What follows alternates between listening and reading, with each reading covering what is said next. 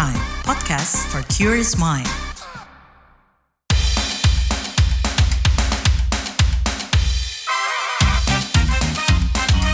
Kamu lagi dengerin podcast What's Trending.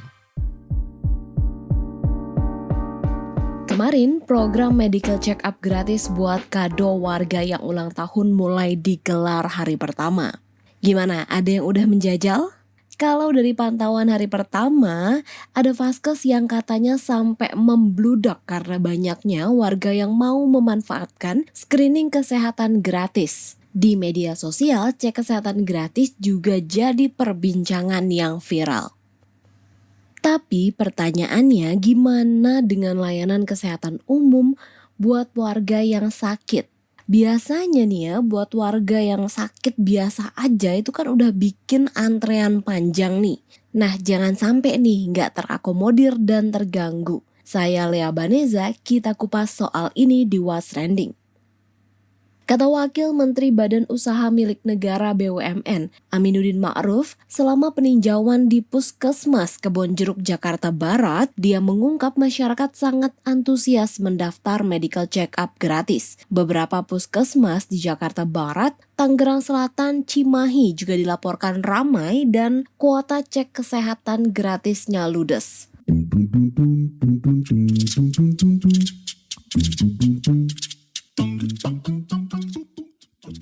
Yang pertama komentar @hanxx, Jakarta ramai. @irxx, gokil, sekarang ultah tambah spesial, bisa cek kesehatan gratis.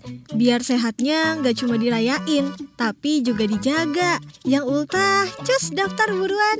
@dinxx, program gratis mau antri dari jam berapa? BPJS yang udah jelas bayar aja masih harus antri dari subuh dan dibatasi. Apalagi ini. Kasian loh Pak masyarakat yang benar-benar butuh berobat untuk kesembuhan penyakitnya. @muaxx, program yang sangat populer untuk masyarakat. Yang selama ini cek kesehatan bayar mahal, sekarang bisa gratis. @missxx, yaelah, wajar kali memberikan layanan cek kesehatan gratis ke masyarakat itu kewajiban negara melalui Kemenkes. Malah pakai logika kado. @lookxx, kalau setelah dicek ada nilai-nilai yang gak normal atau tinggi, apakah dikasih pengobatannya? @polxx, CKG mudah-mudahan bisa menggugah masyarakat untuk peduli akan kesehatan dan sadar akan tindakan preventif. @latxx, gak bisa pakai app JKN aja tah. Pusing gue banyak banget aplikasi, heran dah. Jadiin satu aja napa sih? Kan sama-sama urusan kesehatan. Yang terakhir komentar @liaxx, pemerintah kudu wajib sidak gak sih ke puskesmas seluruh Indonesia biar mereka tahu kerjanya petugas puskesmas itu ramah apa enggak. Nyamar gitulan. Jujur gue trauma banget kalau ke puskesmas. Kita nanya baik-baik kayak diajak berantem jawabannya.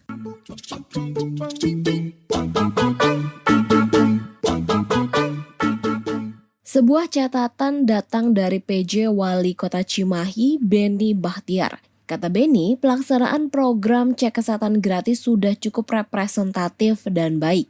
Tapi perlu ada perbaikan di sistem pendaftaran, khususnya di penggunaan aplikasi Jaminan Kesehatan Nasional JKN agar masyarakat tidak menunggu lama.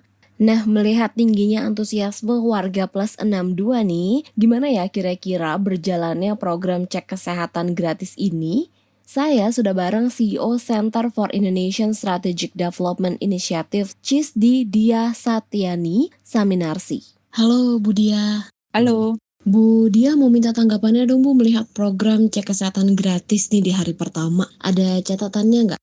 Belum ada yang ditemukan, tapi CISDI sudah pernah membuat statement di mana kami bilang bahwa jangan sampai mereka yang ketemu dengan penyakit itu ada penyakitnya, itu kemudian nggak bisa follow up. Selanjutnya dialihkan kemana. Karena ada semacam track gitu, ada semacam step by step atau petanya. Kalau seseorang mengakses layanan lalu dirujuk kemana. Nah ini kami sudah mengingatkan pada waktu itu untuk kalau bisa memang ada follow up untuk itu. Nah ini yang saya baca tadi di media, Menkes bilang kalau ketemu orang sakit berarti ya akan ditangani oleh fasilitas kesehatan dan BPJS. Nah, saya menganggap itu sebagai kesiapan dari pemerintah untuk secara serius dan sungguh-sungguh menangani masalah ini. Nah, Bu mungkin melihat fasilitas di puskesmas nih, apakah sudah memadai untuk mengakomodir, karena kan ini layanan tambahan gitu ya di Vaskes selain harus gitu ya kudu melayani masyarakat yang berobat. Sebenarnya ini sesuatu yang sudah biasa dilakukan ya oleh Puskesmas dan oleh BPJS, oleh Vaskes. Ini sesuatu yang sudah biasa dilakukan. Jadi bukan hal yang baru, hanya kayak lagi di repackage, biasa aja gitu Mbak. Maksudnya perkataannya bahwa datang ke puskesmas pada saat ulang tahun. Tapi sebenarnya kita itu sebenarnya boleh dapat screening kesehatan gratis yang dibayar oleh BPJS. Sudah sejak lama seperti itu. Tapi ini sekarang dibuat packagingnya supaya gampang dan memberikan insentif untuk publik mengakses layanan kesehatan secepat mungkin. Yang masih kurang memadai itu di daerah mana aja sih Bu? Gini, puskesmas yang tidak memadai itu rata-rata kurang nakesnya, di mana kita memang kekurangan dokter. Namun juga daerah-daerah tersebut tidak bukan daerah yang padat penduduk seperti Jakarta ya atau Jawa Barat misalnya, atau kota-kota besar atau semi urban. Jadi saya tidak melihat adanya kegentingan tertentu gitu. Harusnya puskesmas di kota-kota besar, Jakarta, Surabaya, Medan, Jogja, Semarang, Solo yang seperti itu. Jawa ya, dan luar Jawa juga di Kalimantan, Sulawesi, tapi dia di kota provinsi atau di kota kabupaten itu punya kemampuan dan kesiapan untuk melakukan screening ini. Nah, kan Kemenkes ini ngaku ya kalau akses internet di 400-an puskesmas ini kurang memadai. Kira-kira bakal berpengaruh nggak sih, dan mungkin masalah fasilitasnya tuh apa lagi yang perlu ditingkatkan? Jadi kita itu kalau sekarang dalam era digital teknologi, yang dibutuhkan oleh puskesmas itu adalah broadband internet. Dengan itu bisa dilakukan telediagnostik, bisa dilakukan telekonsultasi, dan bisa dilakukan telemedical records. Ini yang dibutuhkan. Kalau belum ada, maka akan membutuhkan waktu yang lebih lama atau nggak bisa karena harus di-input by hand. Dikumpulin jadi satu, lalu nanti pergi kemana baru di-input. Nah, itu yang akan menjadi kendala pada saat pendataan. Tapi tidak menjadi kendala pada saat orangnya datang gitu. Karena kita juga tahu ya, Kemenkes kemarin kalau nggak salah sempat itu kan menyebarkan USG atau apa itu. Sebenarnya kan udah ada di era yang sebelumnya juga puskesmas perbatasan diperbaiki menjadi vaskes yang baik, gedungnya sudah baik. Tapi kalau puskesmas itu jauh di pedesaan atau di hard to reach area atau di 3T, baru kita akan menemui hal-hal seperti ini. Ini yang harus diselesaikan sambil berjalannya cek kesehatan gratis. Bu Diah, kalau dari sisi SDM, cukup nggak nih buat nanganin pemeriksaan cek kesehatan gratis ini, mengingat pelayanan kesehatan kan tetap harus diakomodir ya yang biasa itu? Iya, itu kan sekali lagi harus diingat, nggak akan semuanya datang berbondong-bondong di hari ulang tahunnya gitu ya. Jadi tetap akan ada, nggak semua orang ulang tahun tanggal 1 bulan 1 atau tanggal 2 bulan 2. Jadi pasti akan ada, dan nggak semua yang ulang tahun akan bisa langsung datang, dan itu juga sudah saya memahaminya bahwa itu diakomodasi gitu. Jadi setelah ulang tahun ada jangka waktu sekian bulan untuk seseorang bisa mendapatkan fasilitas ini gitu, mengklaim fasilitas yang menjadi haknya. Tenaga kesehatan tentu masih harus ditambah, terutama di puskesmas yang padat penduduknya untuk mengantisipasi penambahan load dari biasanya, dan terutama untuk juga puskesmas yang berada di daerah yang lebih sulit untuk dijangkau. Itu juga harus dipastikan bahwa puskesmasnya ada nakesnya, Mbak. Nah Bu, terakhir buat di daerah sendiri, apakah program ini cukup menarik atau ya mestinya jemput bola sih sistemnya? Menarik karena ini insentif yang dibungkus sebagai kado ulang tahun. Ini sesuatu yang baru, dalam arti komunikasinya akan baru karena dibilang seolah-olah kamu mau ulang tahun, kamu bisa dapat kado, dan kadonya adalah cek kesehatan. Menarik dalam arti itu. Tapi sebelum seseorang tertarik, dia harus tahu dulu. Nah, kemungkinan cukup besar orang-orang yang tempat tinggalnya jauh, tidak terlalu memantau pemberitaan dan lain sebagainya itu nggak tahu nih bahwa ada cek kesehatan gratis. Jadi di sini peran kader kesehatan menjadi penting supaya kader kesehatan sekaligus dalam interaksinya itu dengan masyarakat itu yang bisa sekaligus memberitahu dan menjelaskan mengenai cek kesehatan gratis ini untuk membangkitkan keinginan seseorang pergi ke puskesmas. Karena kalau kita bicara tempat tinggal yang jauh, puskesmasnya juga jauh. Kalau kita bicara masyarakat perkotaan atau semi urban, banyak tuh Mbak halangannya.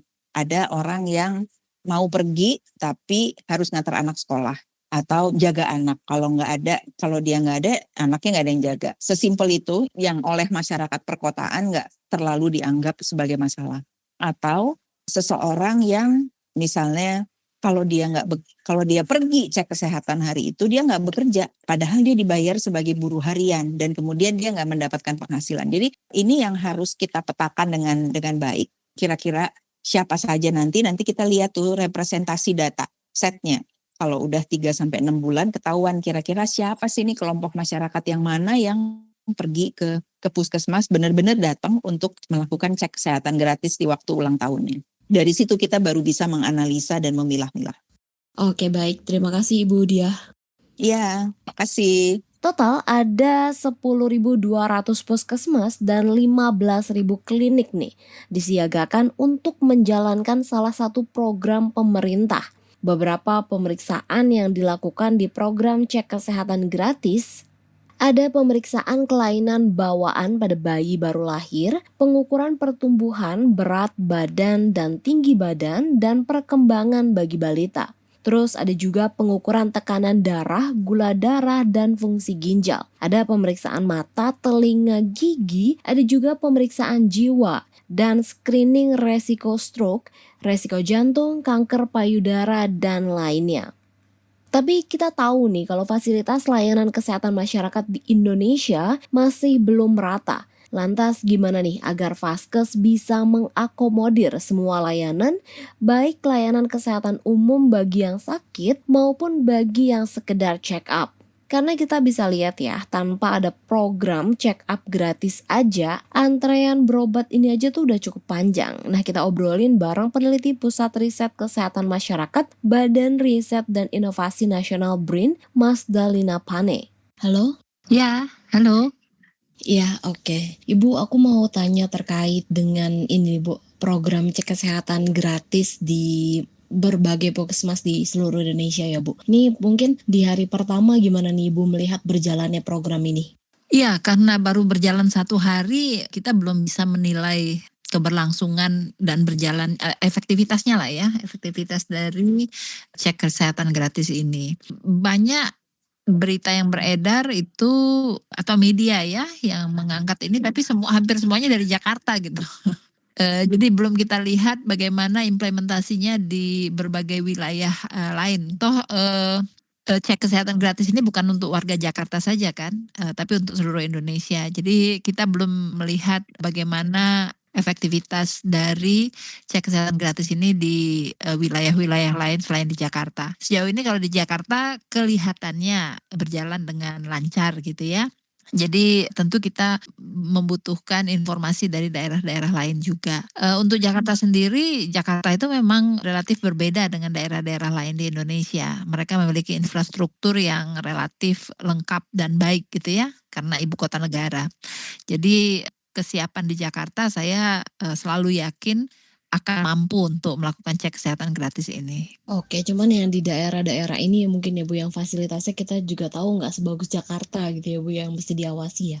Iya, karena kita ketahui bahwa disparitas ya atau kesenjangan fasilitas dan kualitas layanan primer terutama puskesmas antara Jawa, luar Jawa, kota dan desa itu sangat berbeda ya, sangat besar sekali disparitasnya. Maka itu perlu dilakukan evaluasi apakah standar yang telah ditetapkan itu dapat dipenuhi oleh seluruh puskesmas di Indonesia. Jadi kalau Jakarta mampu, apakah di Papua juga mampu?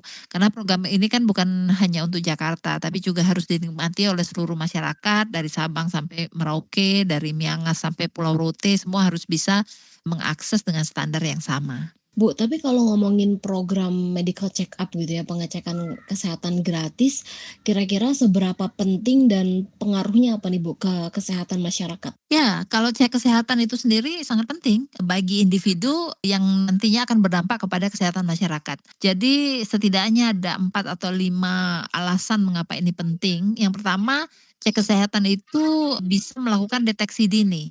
Deteksi dini terhadap faktor risiko penyakit sebelum gejalanya muncul. Jadi karena cek kesehatan itu dilaksanakan pada orang sehat, sebelum gejala itu muncul ada faktor risiko yang bisa diidentifikasi dengan cek kesehatan.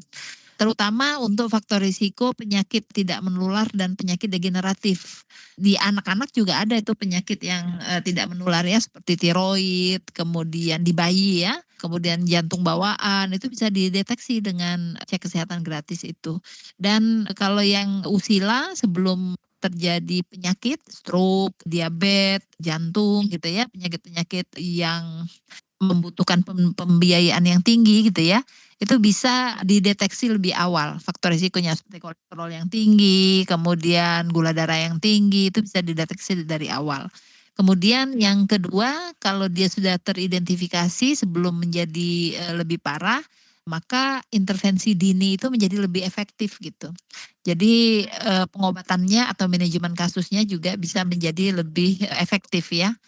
Misalnya nih diabetes kalau didiagnosa lebih awal itu bisa dikelola dengan merubah gaya hidup, kemudian diet yang bagus, olahraga, kemudian juga obat-obatannya juga bisa terkendali gitu ya. Obatnya biasanya yang masih ringan sebelum akhirnya kalau dia sudah DM berat kan harus membutuhkan perawatan rumah sakit gitu. Bahkan bisa menyebabkan gangguan kesehatan yang lebih parah ya, bisa sampai kebutaan gitu, kerusakan ginjal, itu karena DM gitu. Kemudian yang ketiga, dia juga bisa meningkatkan kualitas hidup. Jadi kualitas hidup itu kan, sehat itu kan mahal ya, bukan karena biaya sakit itu mahal, tapi sehat itu untuk mencapai sehat itu ada banyak pengorbanan yang harus kita keluarkan gitu ya. Dengan tidak makan makanan sembarangan, mengurangi alkohol, tidak merokok, itu kan effort atau upaya yang harus kita upayakan agar tetap sehat. Itu mahalnya itu di sana. Kemudian yang kalau kita sehat kan kualitas hidup kita menjadi lebih baik. Jadi cek kesehatan itu bisa meningkatkan kualitas hidup kita gitu. Jadi ketahuan nih kalau apa sih yang bikin kepala kita sering pusing, apa sih yang bikin badan kita sering pegal-pegal. Dengan cek kesehatan gratis kan bisa diketahui itu, kolesterol biasanya ya. Kemudian yang paling akhir adalah dia bisa mengurangi beban sistem kesehatan gitu. Jadi kalau penyakit degeneratif itu diketahui ketika kita sudah parah, biaya kesehatannya itu mahal untuk kembali sembuh dan kadang-kadang sebagian besar tidak bisa sembuh lagi gitu. Dan itu menjadi beban ya untuk sistem kesehatan kita, untuk BPJS lah yang saat ini rugi terus ya setiap tahun 20 triliun, kerugiannya banyak rumah sakit nggak bisa dibayar gitu ya. Jadi itu untuk mencegah itu bisa kita lakukan dengan cek kesehatan gratis. Tapi sebenarnya BPJS sendiri juga punya program screening kan ya, screening kesehatan 1 tahun sekali. Jadi mestinya cek kesehatan gratis ini tidak tumpang tindih dengan yang dilakukan oleh BPJS gitu. Bu, ini kan kalau misalnya kita tahu seperti Ibu tadi bilang, ini kan udah ada screening di awal gratis. Pasti kan kalau ada yang istilahnya gangguan kesehatan yang lebih buruk dan harus ke tingkat selanjutnya, kira-kira dari fasilitas kesehatan yang ada sekarang sudah cukup memadai belum sih Bu? Dan kalau misalnya yang masih kurang perlu diperbaiki, ditingkatkan lagi fasilitasnya tuh apa aja di daerah mana Bu? Iya, banyak keluhan teman-teman di lapangan itu karena saat ini rumah sakit itu menjadi dalam tanda kutip ya industri gitu ya. Jadi aspek bisnis rumah sakit itu menjadi sangat kental. Sementara aspek sosialnya itu menjadi menurun jauh gitu. Itu dibuktikan dengan pemerintah memberikan penghargaan atau reward pada rumah sakit yang dengan income tertinggi. Misalnya 1 triliun gitu ya, itu diberikan penghargaan. Sehingga mau tidak mau direktur rumah sakit itu menjadi raja tega gitu ya. Raja tega itu artinya ya kalau tidak orientasi pada keuntungan bagi rumah sakit itu mesti ada yang dikorbankan untuk itu. Dan kita tidak berharap masyarakat kelas bawah yang akan dikorbankan. Sementara kalau yang menengah ke atas dia bisa memiliki alternatif untuk mencari sarana layanan kesehatan yang lebih bagus. Misalnya ke Malaysia, ke Singapura gitu ya.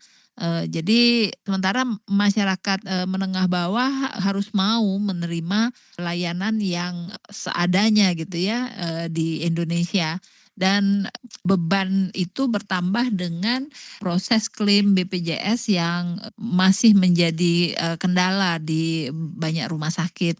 Sementara rumah sakit swasta itu sudah memetakan penyakit-penyakit mana saja yang bisa memberikan keuntungan bagi rumah sakitnya gitu. Itu yang dibidik. Sementara untuk penyakit-penyakit yang kira-kira ini tidak memberikan benefit banyak bagi rumah sakit, itu sering kita dengar pasien tidak bisa akses ke rumah sakit tersebut gitu ya. Selalu ada diskriminasi, ini yang sering sekali kita dengar keluhan dari masyarakat yang menggunakan BPJS itu mendapatkan diskriminasi gitu ya. Dan bahkan pemerintah sendiri, menteri dalam hari ini meminta kita untuk menggunakan asuransi tambahan untuk hal tersebut. Iya, kalau kita memiliki kelebihan income Uang ya Bu? untuk asuransi tambahan itu akan bagus. Tetapi untuk masyarakat yang saat ini sudah sulit, kondisi perekonomian tidak begitu baik, itu tidak punya pilihan selain menggunakan BPJS gitu. Nah, jadi mestinya kan solusinya bukan itu. Solusi yang utama adalah bagaimana kualitas pelayanan kesehatan itu bisa ditingkatkan. Dan yang bertanggung jawab untuk hal tersebut adalah pemerintah gitu. Jangan sampai ada masyarakat yang tidak akses terhadap pelayanan kesehatan karena dia tidak memiliki uang atau karena dia hanya menjadi anggota BPJS, apalagi anggota BPJS-nya itu yang PBI ya, yang ditanggung oleh pemerintah yang kelas 3. Ini yang susah cari tempat tidurnya ya di rumah sakit. Mungkin ini kan medical check up itu kan kayak kado ulang tahun ya Bu, berarti kan setahun sekali. Kira-kira Bu kalau ngomongin idealnya medical check up ini periodenya berapa lama sih Bu? Setahun sekali cukup nggak sih sebenarnya? Ya, jadi untuk orang sehat kebanyakan 1 tahun sekali itu sudah cukup gitu ya. Apalagi kalau ditambah dengan BPJS yang melakukan screening jadinya setahun 2 kali gitu ya. Karena kalau saya lihat hampir sama saja itu apa-apa yang diperiksa di cek kesehatan gratis dengan screening BPJS ya. Tapi kalau untuk mereka-mereka yang bekerja yang membutuhkan konsentrasi seperti pilot gitu ya. Pilot itu wajib melakukan pemeriksaan kesehatan setahun 2 kali. Tapi itu ditanggung oleh perusahaannya, nggak perlu ke puskesmas mereka ya. Kemudian juga tentara gitu ya yang memiliki risiko tinggi karena pekerjaannya, maka biasanya mereka melakukan cek kesehatan lebih banyak dibandingkan masyarakat umum. Tetapi kalau masyarakat umum yang risiko pekerjaannya sama saja seperti kita, itu 1 kali setahun sudah cukup. Tetapi ada tambahan juga kalau yang punya faktor risiko tertentu udah ketahuan kalau dia pre-diabetes ataupun sudah diabetes, maka dia harus rutin, tapi bukan dalam whole cek kesehatan. Jadi misalnya kalau DM ya yang dia rutin untuk periksa ya gula darah gitu ya. Kalau dia hipertensi, maka yang rutin dia harus periksa adalah tekanan darah. Itu bisa sebulan sekali atau jadi kan kalau dia mau ke puskesmas ambil obat kan dia diperiksa juga kan, tapi sudah spesifik pada penyakitnya. Tapi secara umum untuk seluruh masyarakat biasa yang tidak sakit ya, yang sehat ya, orang sehat itu 1 tahun sekali udah cukup. Nah Bu, tadi kan sebenarnya masalah fasilitas kesehatan, klaim BPJS yang susah, itu masalah-masalah yang ada di sektor kesehatan kita ya Bu. Program cek kesehatan gratis ini juga kan pasti di fasilitas kesehatannya dibarengi sama pengobatan yang lainnya yang biasa berjalan. Nah kira-kira perlu nggak sih Bu program ini tuh dibarengi sama sosialisasi gaya hidup sehat gitu Bu. Jadi nggak cuma memeriksakan kesehatan tapi membangun pola hidup yang lebih sehat supaya masyarakatnya lebih sehat gitu. Iya, jadi biasanya setelah dilakukan pemeriksaan kesehatan itu kan ada kesimpulan ya. Nah biasanya disitulah tenaga kesehatan itu memberikan, orang menyebutnya penyuluhan, tapi itu memberikan pengetahuan ya kepada mereka, oh iya yang ini nilainya normal atau tidak dan apa yang harus dilakukan. Nah jadi Pak Dirjen Bina Upaya Kesehatan sendiri mengatakan kalau mereka yang sudah terdeteksi sakit dari hasil cek kesehatan itu, mereka akan dirujuk ke rumah sakit yang lebih besar untuk mendapatkan layanan.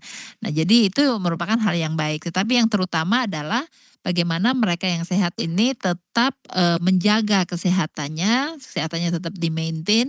Artinya hasil dari cek kesehatan ini bukan berarti kalau saya sehat semua normal, saya bisa berperilaku yang tidak sehat, atau saya bisa makan sebebasnya, saya bisa males-malesan gitu. Tidak. Jadi ada pendidikan kesehatan yang dilakukan setelah hasil cek kesehatan itu keluar. Jadi walaupun saya yakin tenaga kesehatan akan mengatakan hal yang sama, walaupun semua parameter kita normal, tetapi kita tetap diminta untuk melakukan perilaku hidup bersih dan sehat gitu ya.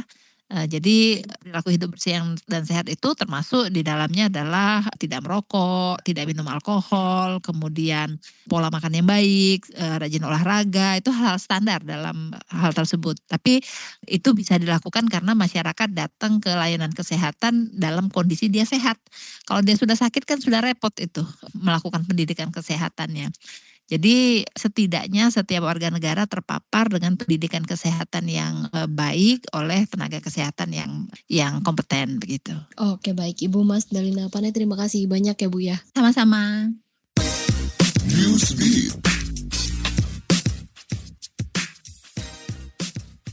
Pengurus Masjid Nabawi di Madinah, Arab Saudi membuat kebijakan baru mengenai layanan buka puasa. Penyedia layanan buka puasa bakal menambahkan 2 jenis makanan pokok. Makanan tambahan harus terdiri dari kacang-kacangan, kue mangkuk, pie, makmul, krim, atau kurma isi. Sedangkan makanan pokok sahur meliputi kurma, roti, yogurt, tisu, dan air.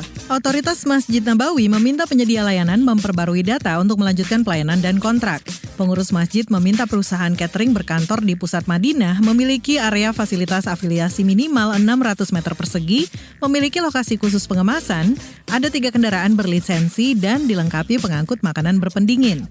Penyedia layanan sahur dan buka puasa juga harus memiliki sertifikat dan berpengalaman di bidang catering. Mereka juga harus bebas dari catatan pelanggaran.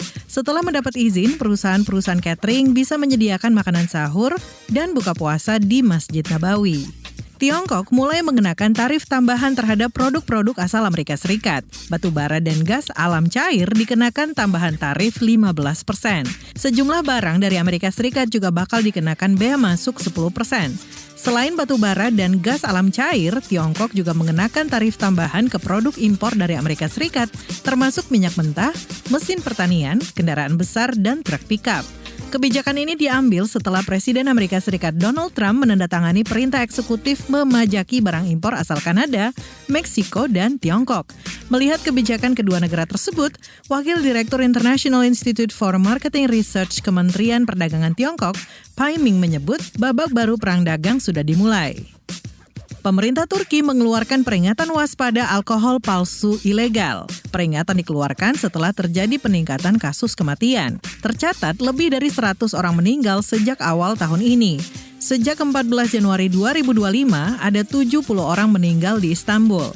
Sedangkan di kota Ankara ada 33 orang meninggal. Tak hanya kasus kematian, di Turki tercatat ratusan kasus rawat akibat keracunan alkohol palsu. Beredarnya alkohol palsu disebabkan tingginya pajak alkohol dan membuat produsen menghadapi beban yang makin berat. Tingginya biaya mendorong sejumlah toko, restoran, dan bar menggunakan alkohol ilegal atau buatan sendiri. Tren penggunaan alkohol palsu ilegal itu membuat kasus keracunan meningkat. Gubernur Istanbul mencoba memerangi penjualan dan distribusi minuman ilegal. Otoritas terkait sudah menangkap 13 orang di Ankara dan 11 orang di Istanbul.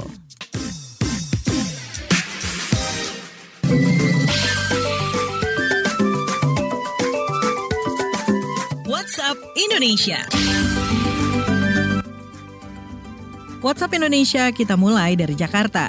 Istana memberikan klarifikasi pernyataan Menteri Pekerjaan Umum Dodi Hanggodo mengenai anggaran pembangunan IKN Ibu Kota Nusantara yang disebut diblokir. Kepala Kantor Komunikasi Presiden Hasan Nasbi menjelaskan pemblokiran itu bukan berarti anggarannya tidak ada, melainkan penggunaannya yang belum dibuka. Hasan Nasbi memastikan anggaran IKN tetap tersedia di Kementerian Pekerjaan Umum dan Otorita IKN. Hasan juga menegaskan Presiden Prabowo Subianto berkomitmen melanjutkan pembangunan IKN dengan alokasi anggaran 48 triliun rupiah per 5 tahun ke depan. Pemerintah menargetkan penyelesaian infrastruktur di kawasan inti pusat pemerintahan KIPP termasuk gedung yudikatif dan legislatif. Sementara sektor lainnya akan dikembangkan oleh pihak swasta. Taman Safari Indonesia telah mengungkap rencananya membangun Taman Safari IKN.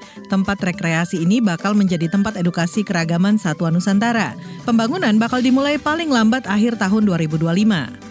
Selanjutnya ke Bandung, Jawa Barat. Sejumlah konten kreator asal Malaysia meminta maaf setelah membuat video hoax tentang teman mereka yang dikabarkan hilang di hutan Bandung, Jawa Barat. Video itu diunggah lewat siaran langsung bertajuk Misteri Horor oleh beberapa TikToker Malaysia. Video yang viral berjudul Pempengaruh Malaysia hilang di hutan Bandung selepas buat konten paranormal. Dalam video itu, mereka menginformasikan seorang kreator menghilang setelah membuat konten paranormal padahal hanya rekayasa. Kapolsek Panjelekan, Kurnia, menegaskan video itu adalah berita bohong yang dibuat demi keuntungan pribadi dan direkam tanpa izin kepolisian. Konten kreator Malaysia juga dimintai permintaan maaf lewat tulisan bermaterai. Terakhir mampir ke Papua.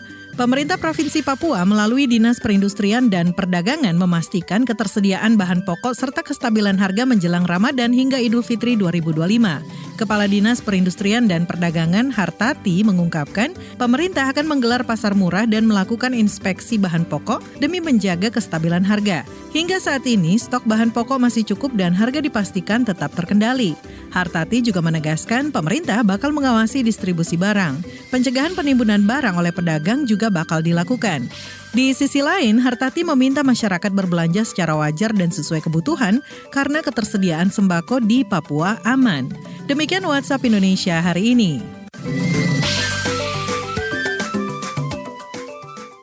Terima kasih ya sudah mendengarkan What's Trending. Jangan lupa terus dengarkan podcast What's Trending di kbrprime.id dan di aplikasi mendengarkan podcast kesayangan kamu. Lea Baneza mau pamit dulu. Stay safe and happy. Bye!